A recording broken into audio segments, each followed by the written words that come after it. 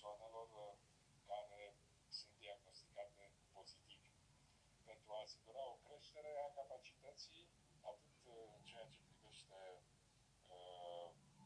numărul de paturi pentru tratarea cazurilor obișnuite, cât și în ceea ce privește creșterea numărului de paturi pentru secțiile de terapie intensivă. Sigur că în cursul procedurilor de achiziție... Bună, dragii mei, și bine ați venit pe canalul meu de YouTube.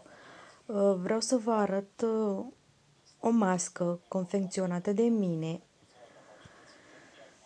Este foarte bună față de cea care se găsește la farmacie. Este din bumbac.